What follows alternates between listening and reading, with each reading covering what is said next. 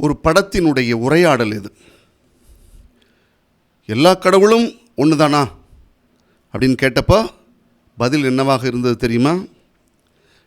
இல்லை எல்லாருக்கும் ஒரே கடவுள் என்று சொல்லி. ஜனவரி மாதம் 18ஆம் தேதி பன்னாட்டு மத ஒற்றுமை தினம். அன்புக்குரியவர்களே, ஞாயிற்றுக்கிழமையில், குறிப்பாக ஜனவரி மாதம் 3வது ஞாயிற்றுக்கிழமை கடைபிடிக்கப்படுகிற நாள் பண்பாட்டு மத ஒற்றுமை தினம். 1950 அமெரிக்காவில் இருக்கிற பகாய் என்கிற ஒரு சமூகத்தால் இந்த நாள் உருவாக்கப்பட்டது என்று சொல்கிறார்கள். இதனுடைய நோக்கம் ஒன்று உண்டு.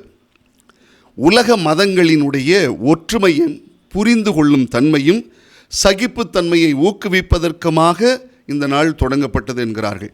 அனைத்து மதங்களும் மனிதநேயம், அமைதி, ஒற்றுமை இவற்றை கண்டுபிடிக்க வேண்டும், அதை கையாள வேண்டும் என்றும் நமக்கு சொல்கிறார்கள்.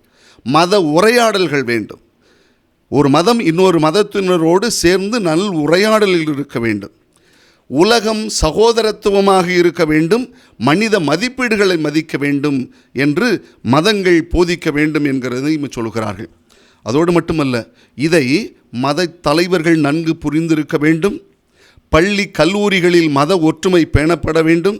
சமூக அமைப்புகள் மதங்களை அனைத்தையும் கடந்து ஒன்றாக வேண்டும். சமூக ஊடகங்களில் இந்த செய்தியை பரப்ப வேண்டும் என்றும் சொல்லுகிறார்கள். ஒரு பழைய பாடல் ஒன்று உங்களுக்கு தெரியும். உன் மதமா என் மதமா, ஆண்டவன் எந்த மதம் என்று. அப்பொழுது பதில் என்ன வந்துச்சு தெரியுமா? நல்லவங்க எம் மதமோ, ஆண்டவன் அந்த மதம் என்று.